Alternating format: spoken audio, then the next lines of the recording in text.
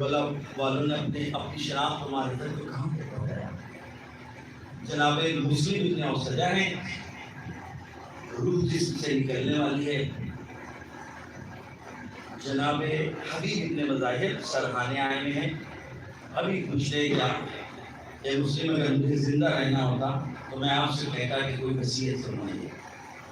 عام طور سے وصیت کس چیز کے لیے ہوتی ہے؟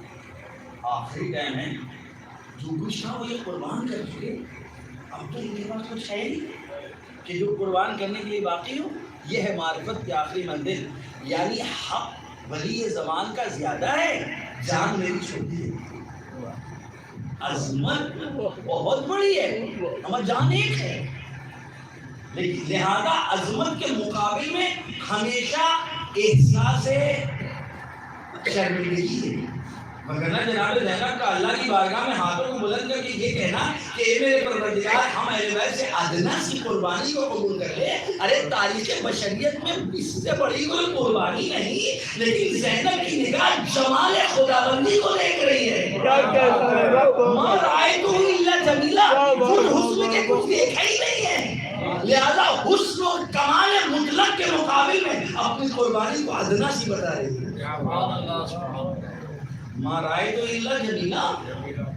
لہذا اب انہوں نے جن لوگوں کو جمع کیا ہے وہ بھی اپنی جان دیتے کہہ رہے ہیں کہ اے میرے آقا کیا حق وفا ہے.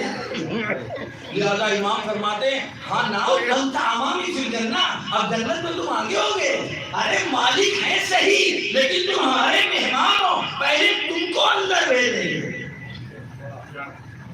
اور اب جناب مسلم اسی دوران جب حدیث فرماتے ہیں کہ اگر مجھے زندہ رہنا ہوتا تو میں تم سے پوچھتا، کہتا کہ اپنی وصیت بیان کرو تاکہ میں ان وصیتوں پر عمل کروں.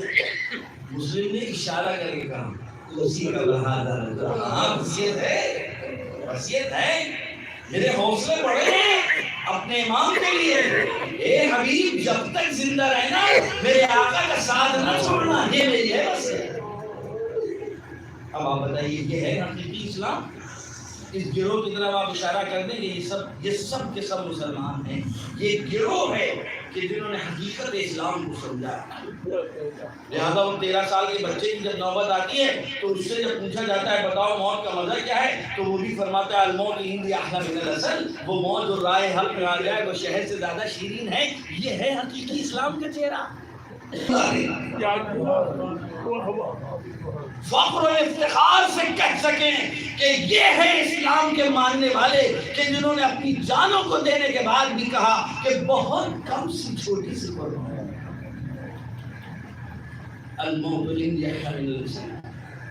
اب جناب پر جوان ہیں، جذبات احساسات سبھی الگ ہوتے ہیں، لیکن جب یہاں پوچھتا ہے جوان کہ کیا ہم حق اولسنا علی الحق، نعم ہاں ہم حق پر ہیں. اذا لا نبالی، اگر ہم حق پر ہیں تو پھر ہمیں پرواہ ہے، پھر ہمیں پرواہ ہے اگر ہم حق پر ہیں.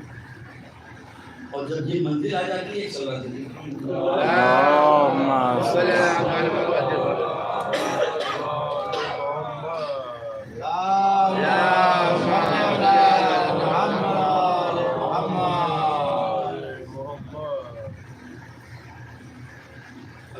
منزل آ گئی کہ جہاں جتنوں کو جمع کیا ہے وہ الگ الگ قبیلوں سے ہیں، رنگ و بو، خاندان.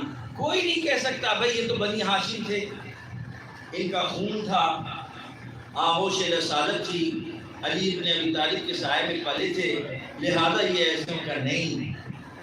غلام جان کے بارے میں کہتا ہے. ارے کون انسان ہے جس کو غلامی سے آزادی مل جائے وہ خوش نہ ہو؟ لیکن اہل بیت کی غلامی، اگر کوئی اہل بیت کی غلامی میں آ جائے تو وہ ان کی غلامی سے آزاد نہیں ہونا چاہتا. یہی چیز پیش کی ہے. جب کہا گیا کہ تم آزاد ہو، انہوں نے کہا نہیں، ہم آپ کے ساتھ رہ کر کے اپنی جان کی قربانی دیں گے. ہے ہاں میرے آقا، میرے پسینے سے دل آتی ہے،